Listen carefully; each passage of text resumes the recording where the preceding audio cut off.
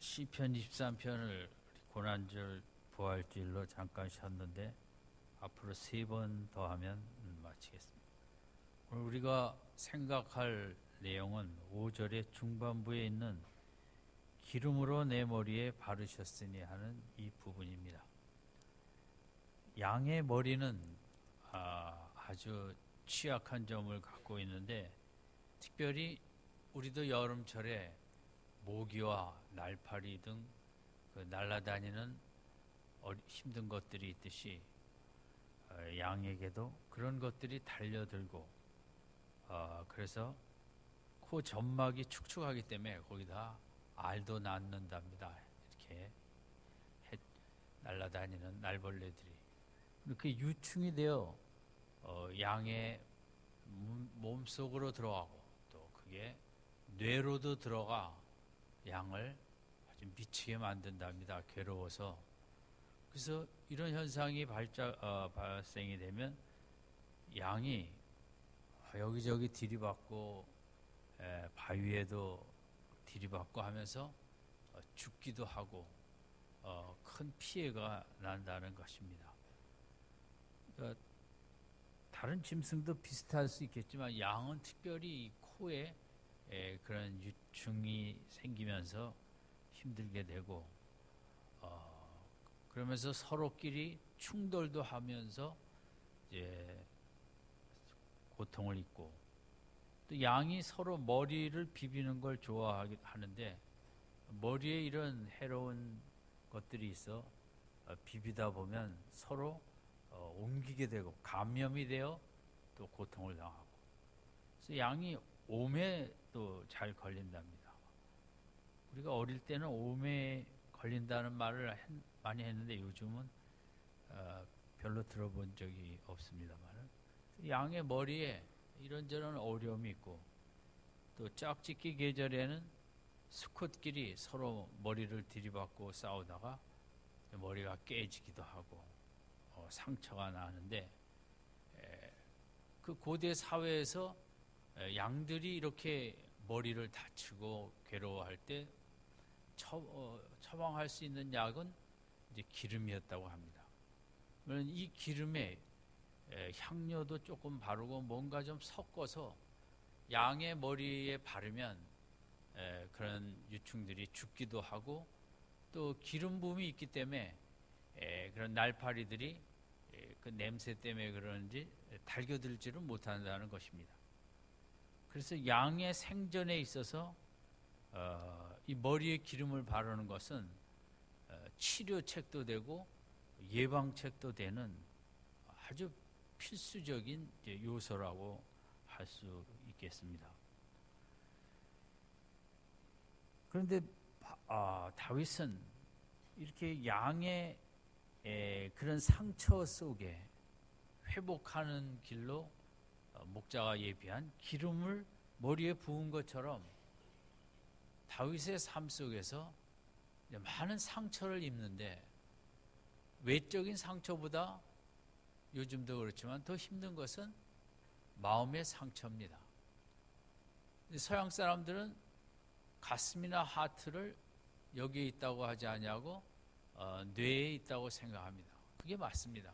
우리의 모든 감정과 의지와 그런 논리를 갖는 것은 다 뇌에서 하지, 뇌가 느끼는 것이지 실질적으로 우리 가슴에 있는 심장이나 간장이나 이런 데서 그런 느낌을 갖는 건 아니지 않습니까?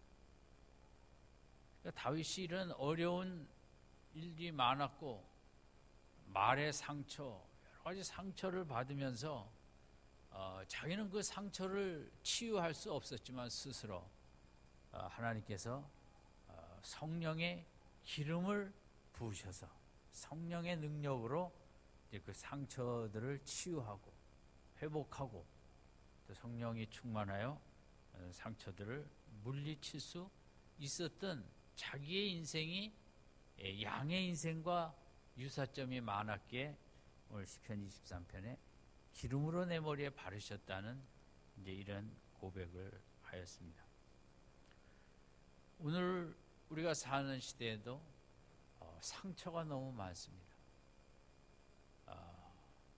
몸의 상처도 우리가 많이 입지만 마음의 상처를 많이 받고 사는 것이 이 시대가 아닌가 싶습니다.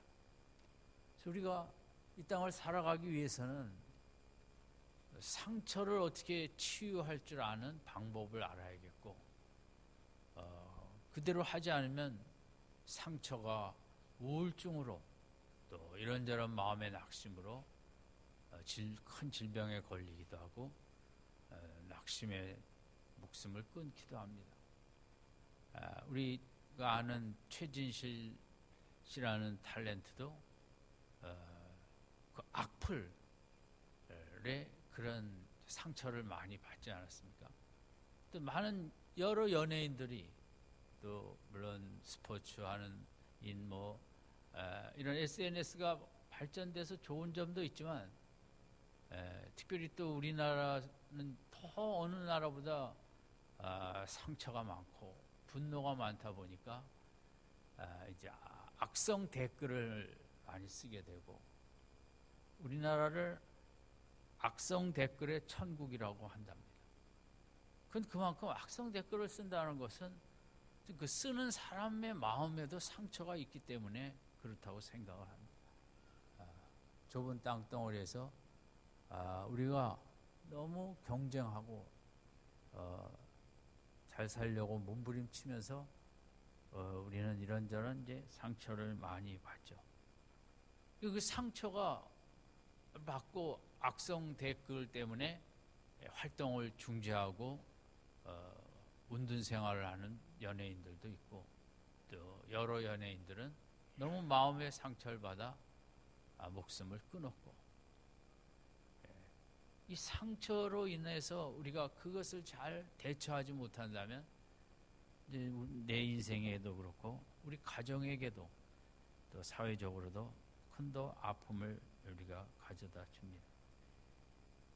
얼마 전에 말씀드렸던 요셉도 형제 10명에 자기를 죽이려 하고 팔아넘기려 했던 끔찍한 상처를 받았지만 하나님께서 그 아픔을 잊게 주셨다 해서 아들 이름 므낫세의 뜻은 하나님이 다 잊어버리게 했다는 뜻으로 아들 이름을 지은 것처럼, 신앙의 중요한 점은 이 상처를 우리가 어떻게 잘 치유할 수 있는가.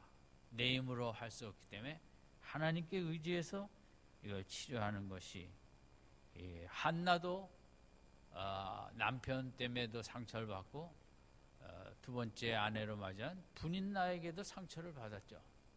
남편은 말만 사랑한다 하면서 애 못 낳는다고 두 번째 여인을 데리고 왔으니 그것도 남편으로부터 받은 상처고, 또 분인나가 아들 먼저 낳았다고 상처를 받았죠. 그러나 그 속에 한나는 이제 열심히 기도를 하게 됐고, 하나님이 마음의 평안을 주시는 치유를 체험하고 오히려 자식을 5명이나 낳을 수 있고, 큰아들은 제 국가의 가장 위대한 지도자로 만들 수도 있었습니다. 그래서 우리가 종교도 마찬가지인데, 우리가 종교를 갖는 것은 마음의 평안과 소망과 위로를 갖기 위해서 종교 생활을 하죠. 그러나 유대교, 캐톨릭, 또 기독교를 제외한 세상의 모든 종교들은 다 구원을 행위로 얻는 것으로 되어 있습니다. 그런데 이것도 또 힘든 것입니다. 선한 행위를 많이 해야 구원을 얻는다고 하니, 선한 행위를 많이 하지 못하는 분들은 또 마음에 상처가 되는 것입니다. 짐이 되고. 예수님께서 이 땅에 오신 이유가 여러 가지가 있겠지만, 세상도 너무 상처를 많이 주고, 종교도 인간에게 주는 것이 있긴 하지만 궁극적으로는 상처입니다. 나는 저 사람보다 착하지 않다, 선한 행동을 많이 하지 않았다, 이런 속에 종교 안에서 참 자유를 느끼기보다는 무거운 짐을 느끼는 인류의 이런 참 힘든 삶, 이런 속에 예수님이 오셔서 우리를 자유케 하신 이유도 있습니다. 이 상처를 많이 받는 이 땅을 살아가는데 그 상처의 원인이 여러 가지가 있겠지만 가장 중요한 것이 평가 위주의 사회입니다. 이 자본주의 속에서는 특히 처음부터 끝까지 평가로 이루어집니다. 그래서 아이들도 어려서부터 평가를 받습니다. 잘했니 못했니, 똑똑하니 아니니 하는 이 평가라는 것은 물론 긍정적인 의미도 있지만 회사 생활에서도 그렇고 실적에 대한 평가, 일에 대한 평가, 평가로 성과급을 더 주기도 하고 덜 주기도 하고, 이게 유치원서부터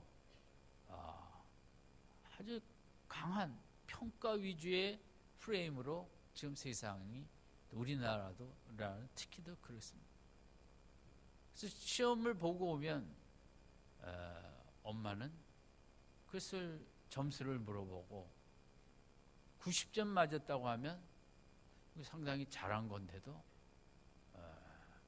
좀 더 잘해서 100점을 맞지 못해주고 90점이 뭐야 하는 그런 평가를 해버립니다. 그럼 90점을 받고 와도 상처가 되는 것입니다. 왜냐하면 좋은 얘기를 못 들으니까. 미국에 간 학생들이 선생님들이 하는 얘기 중에 한국 애들은 한 문제만 틀려도 얼굴이 빛이 달라진다는 거죠. 왜 그렇게 될까? 집에서 이 만점에 대해서만 조평가를 받기 때문에 하나만 틀려도 아이들이 안절부절하지 못한다는 거죠. 100점을 맞았으면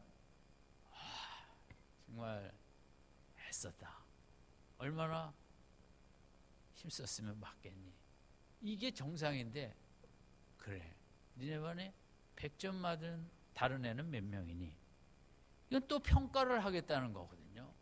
100점이지만 100점 맞은 애가 30명이면 넌 아무것도 아니라는 거죠. 그냥 우리가 특별히 가정에서부터 인생을 보는 눈이 이 평가라는 프레임 속에 여지없이 이제 말을 하게 됩니다. 뭘 봐도 평가를 합니다. 한번 나의 삶을 생각해 보십시오. 남편에 대해서, 자식에 대해서, 아내에 대해서, 나라에 대해서, 교회에 대해서 뭐든지 우리가 평가를 안 할 수 없는데, 이성을 가진 존재로서 이제 평가 의식이 너무 이제 현대인에게 강하고, 세계적으로 그 평가 의식이 제일 강한 나라가 대한민국이라는 거죠. 그 말은 다른 말로 하면 대한민국 백성들이 제일 상처가 많다는 거죠. 왜냐하면 평가받는 만큼 사람은 좋은 평가받는 극소수를 제외하고는 다 기분이 뜨뜻하고 열등감을 느끼고 상처를 받지 않을 수가 없습니다. 중학교만 되면 전국에서 그 성적순으로 1등에서부터 쫙 등수가 매겨집니다. 그러면 1등하는 대한민국 1등하는 학생은 좀 기뻐할지 모르지만, 그런 점수와 성적의 평가는 모든 학생들에게 다 마음의 상처를 주는 것입니다. 나는 이거밖에 안 되는구나, 내 앞에 너무 많이 서 있구나.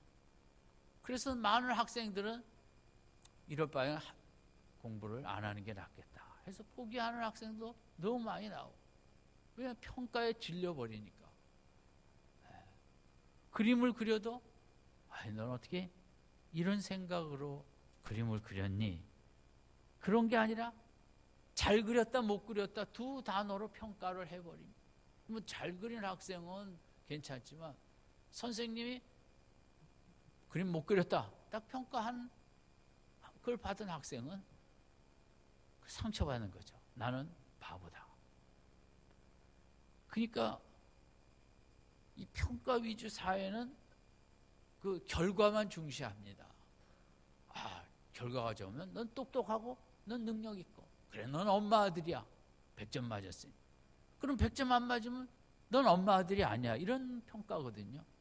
엄마 아들이 아니라는 생각을 하면 얼마나 아이들이 섭섭하고 상처를 받겠습니까?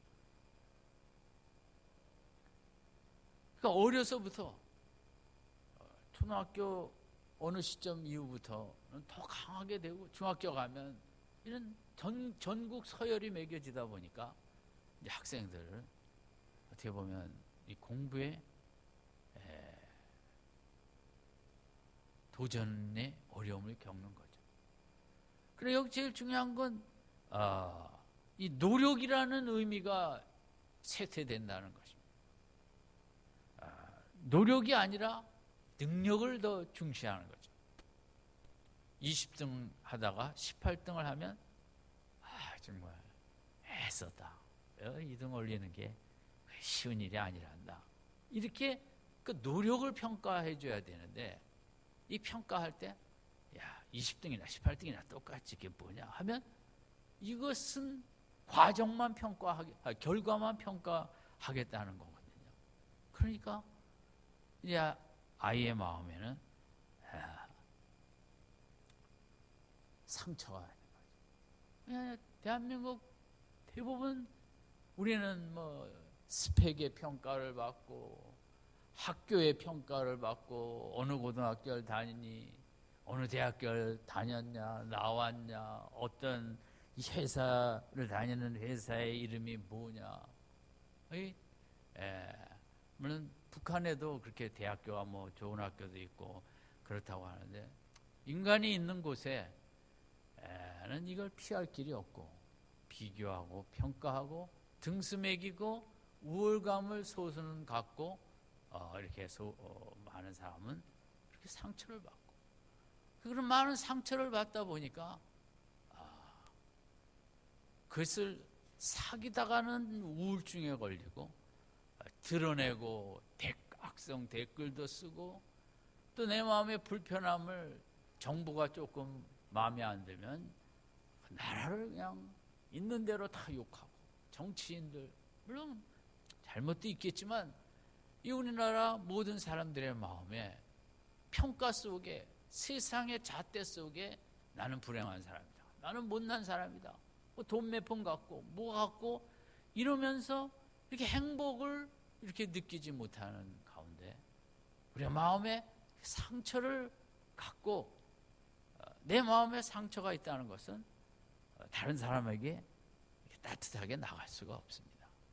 그러니까 서로가 서로에게 이제 살벌하고 힘들게 우리가 살아가고 있지 않나 싶습니다. 물론 이것은 요즘만의 문제는 아닌데 요즘은 더 이런 게 더 많고 심리학자들의 얘기는 이런 평가의식 속에 가장 힘들게 사는 나라 평가공화국 이 대한민국의 현실이라는 우리나라처럼 이렇게 뭐든지 다 평가하고 사람을 힘들게 하며 나를 자책하며 내가 또 나를 평가하고 단지 세상적인 보이는 기준 하에 돈, 직급, 이런 것 속에 평가하며 마음 편하게 살지 못하는 마음의 상처를 갖고 사는 게 우리가 지금 현실의 우리나라의 모습이다. 이런 말들도 합니다. 어느 시대도 그렇죠. 제가 대학교 다닐 때는 대학교 배지를 달고 다녔습니다. 근데 제가 미국 갔다 와 보니까 그게 없어진 것 같은데. 그때는 뭐 남들이 하니까 달고 다녔지만 또 배지를 달고 다니는 학교는 또 제한이 돼 있었습니다. 근데 제가 다닌 대학교 정도는 배지를 달만 했습니다. 그래서 달았습니다. 그러나 웬만하면 연대 고대 빠지 정도는 그때 달고 다니고 싶은 게 마음이에요. 그 제가 다닌 고등학교에서는 연대를 많이 갔어요. 좋아하고 고대 옆에 있지만 고대는 싫어하고 다 연대를 갔죠. 근데 반에서 가장 밑에 있는 학생이 제 친구가 연대를 가기를 원했는데 배지를 달고 싶었죠. 그런데 이게 달 수는 없고 길이 있었습니다. 연세대학교 신학대학을 들어가면 제일 그냥 쉽게 들어가고 연대 배지를 달 수 있었던 것입니다. 그래서 그런 애들이 있어서 야 그래 잘했어. 그런 애들은 그 다음에 목사 된 아이가 하나도 없습니다. 그것만 달기를 원했기 때문에. 어쨌든 나의 하루를 한번 돌아보십시오. 이 평가하면서 나를 괴롭히고 내 마음을 힘들게 하고 나는 누구보다 못하고 동창들과 비교하고 공부도 못하고 이쁘지도 않았는데 잘 사는 그런 동창이 있으면 그것 때문에 또 그 나를 평가하면서 마음에 상처를 입고 뭐 옆집과 비교하고 뭐 비교하고 우리 마음에 평안과 이렇게 행복과 이렇게 누리고 있기보다는 이런 이제 상처 속에 힘들게 살아가는 게 특별히 자본주의 사회가 너무 평가 위주 사회다 보니까 그렇게 돼요. 그럼 이런데 해결책은 무엇일까?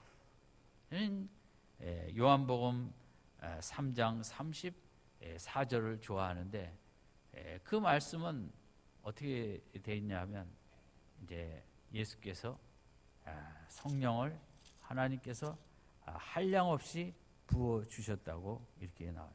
하나님의 보내신 이는 하나님의 말씀을 하나니 이는 하나님이 성령을 한량없이 주십니다. 이 말씀을 참 좋아합니다. 하나님의 아들 예수님께 성령을 한량없이 부어 주셨다. 하나님의 아들이니까 물론 그럴 수도 있죠.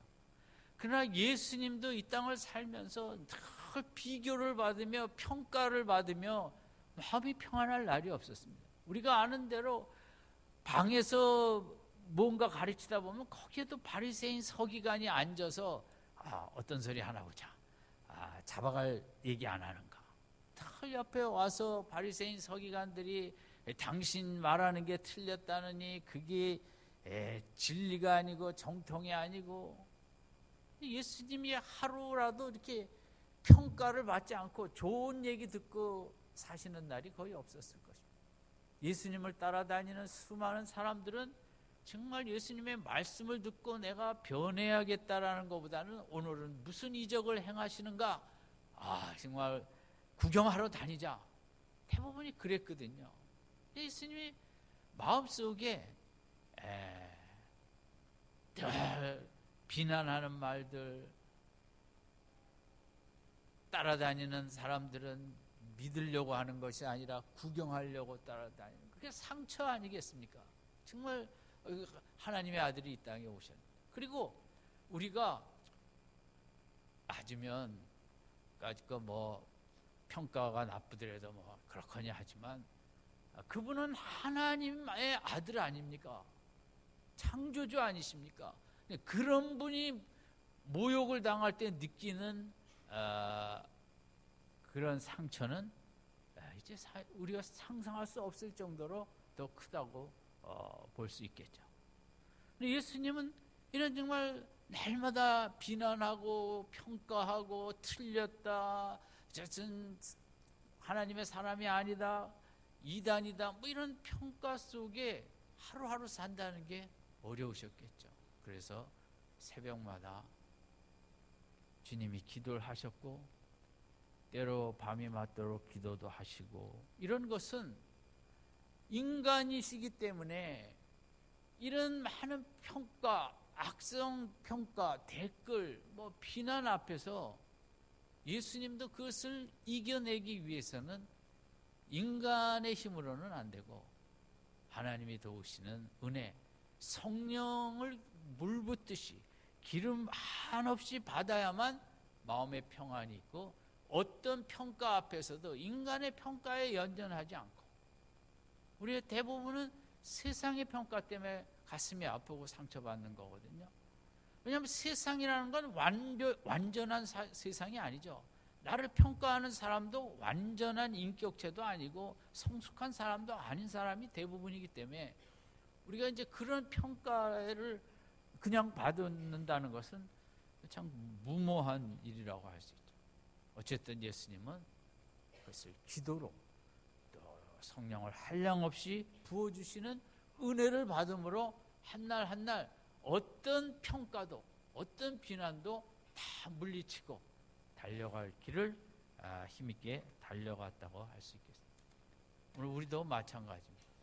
성령의 기름 부음, 성령이 충만하지 아니하고는 오늘 같은 세상을 살아갈 때 남들의 평가, 그것을 듣고 내가 또 나를 평가하며 좋은 평가보다는 부정적인 평가를 하면서 나를 힘들게 하고 괴롭게 하고 마음에 상처가 생기는 이런 인생을 우리가 살아가면 좀 인생의 진정한 의미가 상실되고, 그래서 이게 사람이 참 어려운 일입니다. 그 부정적인 얘기를 듣고 물리친다는 것은 쉽지 않죠. 성령의 능력으로 우리가 물리쳐야겠죠.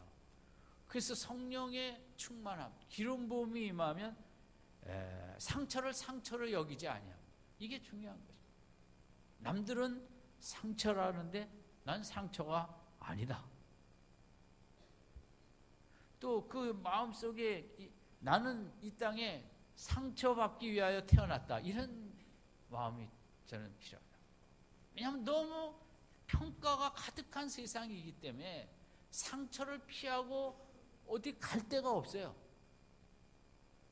이 세상의 정상적인 삶이 무수한 엉터리 평가든 틀린 평가든 거짓 평가든 그 평가를 듣고 자칫하면 또 나도 휩쓸리는 게 이 땅의 삶이기도 합니다. 이럴 때는 그냥 상처가 받는 게 당연하다, 상처를 주는 게 이 세상의 정상이다, 나는 이 땅에 칭찬받기 위해서 태어난 것보다는 상처받기 위해 태어났다, 이게 아주 마음을 편히 갖고 누가 나에게 그런 평가를 하고 그런 말을 할 때 거기에 속쓰려 하지 아니하고 그 사람을 미워하지 않고, 그래, 인생이 하는 일이 정말 예수 믿지 않고 성령 받지 않으면 인간이 하는 일은 맨 그저 쓸데없는 평가, 있을 수 없는 평가, 지 마음에 안 들면 지 마음대로 하는 평가. 어떤 그 아가씨가 대학을 졸업하고 인턴을 이제 10개월 하고 정규직으로 옮겨진다고 대기업에 들어갔는데 8개월 하다가 결국 울면서 나왔어요. 어느 날 자기를 일시키는 사람이 어리버리하다, 이런 얘기를 한 거예요. 이 아가씨가 이제 그 어리버리 말에 이제 넘어간 거예요. 괜히 주눅 들고 그러다 보니까 진짜 어리버리한 일도 하게 되고, 그게 소문이 나다 보니까 그 세상이 물론 어리버리하다, 그 평가하는 사람이 진짜 정확할 수도 있지만 자기 주관적인 것도 있을 수 있고, 그래서 우리가 오늘 이 시대를 살아가면서 성령의 능력으로 하나님 앞에서 내가 성실하면 끝이다. 인간이 나를 잘못 평가할 수도 있고 인간이 온전치 않기 때문에 나를 잘 알지도 못하고 내가 그 행동을 왜 했는지, 사람은 동기를 안 봅니다. 세상은 직장 상사도 동기를 안 보죠. 결과만 보죠. 내 마음속에 그렇게 할 수밖에 없었던 이유는 안 따집니다. 하나님만 아시지. 이런 속에 세상의 평가가 어리버리하든 뭐하든 그것에 마음 뺏기면 내 인생에 유익이 되질 못하는 거죠. 그래서 사람들은 다 그냥 자기 나름대로 평가하는 거 그럴 수 있다. 그 세상에 요즘 뭐 그렇게 온전한 인격체가 많이 있습니까? 저 사람은 평가가 그렇지만 틀릴 수도 있다. 이게 산책을 가다 보면 이제 어떤 강아지들은 이게 보면 짖습니다. 아무 말도 안 했는데 저는. 그러면 사람은요, 그것도 상처받아요. 이놈이 내가 자기한테 뭐 째리지도 않았는데, 그러면 한마디 하고 지나가죠. 주인이 듣지 않게, 에이, 똥강아지. 그리고 이제, 그리고 살아야지. 그 짖는 게 짜져가서 주인이 어떻게 훈련을 시켰기에 이 개는 옆에 가는 사람한테 하느냐. 그럼 그건 뭐 의미 없는 일이죠.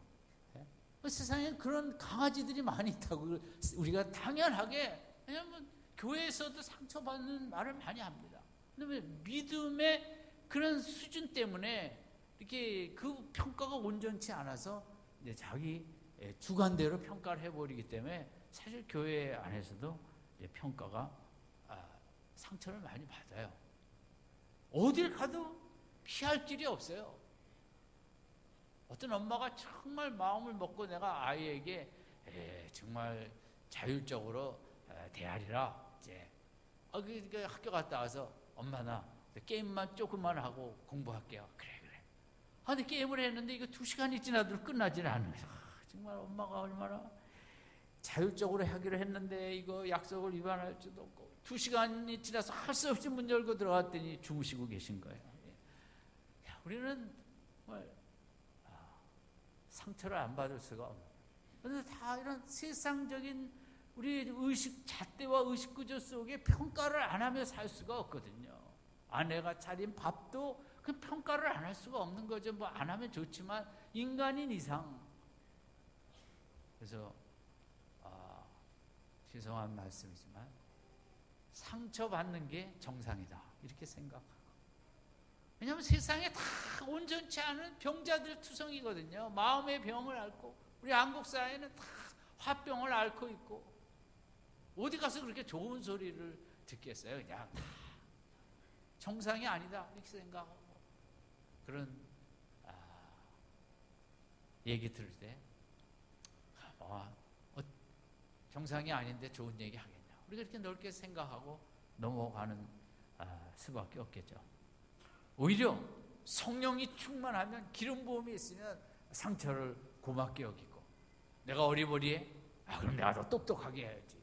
이렇게 그걸 교훈을 삼고 그걸 듣고 일어나는 게 정상이지 어리버리해야 하면 그 말에 내 마음 뺏기는 게 정상이겠냐고요. 우리에게 어떤 말 그런 게 올 때 우리는 크리스찬으로서 성령의 능력으로 그래 내가 그런 점이 혹시 좀 있나 보다 고치자 또 앞으로 나아가자 이렇게 하는 게 우리의 바람직한 모습이겠죠.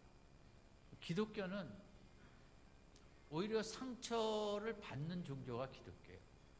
하나님의 아들도 이 땅에 상처받기 위해서 오셨어요.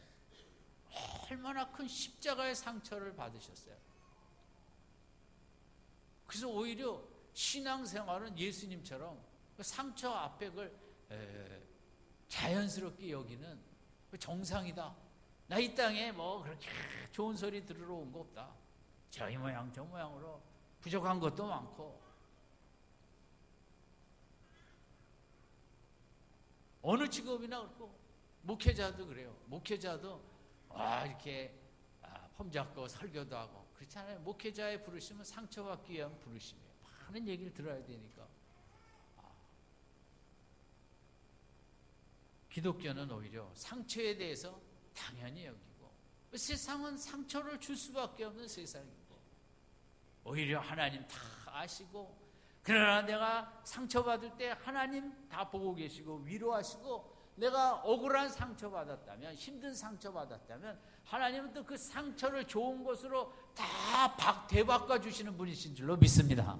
세상에 주는 상처에 연연하지 마세요. 우리가 그 때문에 힘들고 괴로웠다면 하나님은 그걸 또 다 좋은 걸로 바꿔주시죠.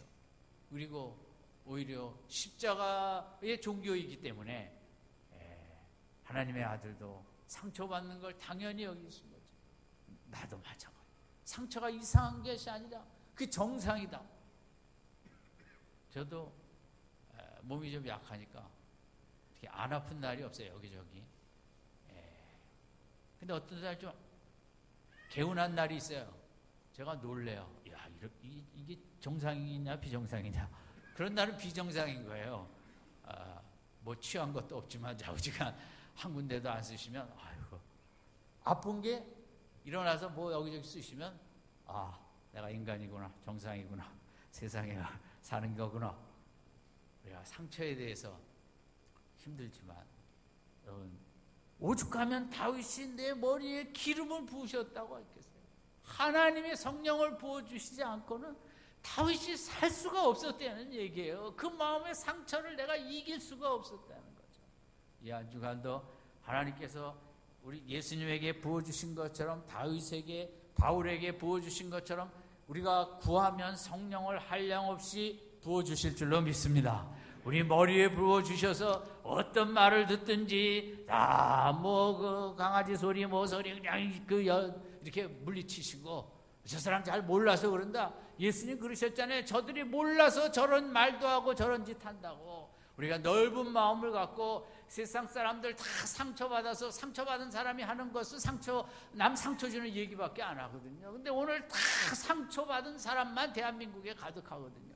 어떻게 하겠어요? 받는 게 정상인 것 같아서 나는 어떻게 얘기냐? 하나님의 기름 부음을 받고 성령의 충만을 받고 오직 성령의 능력으로 다 개의치 아니하고 다 물리치고 기름 부음 양의 머리에 공격이 오다가도 날파리가 도망가는 것처럼 우리가 기름 부음으로 가득하면 그 상처를 주려고 하던 말을 하려다가도 그 입이 닫혀지고 오던 말도 떨어지고 들어올지라도 성령의 능력으로 다 없애버리고 이 한 날도 가슴에 평안과 담대함과 여유와 넓은 마음을 갖고 복되게 살아가는 한 주간 되시기를 주님의 이름으로 축원드립니다. 기도하겠습니다.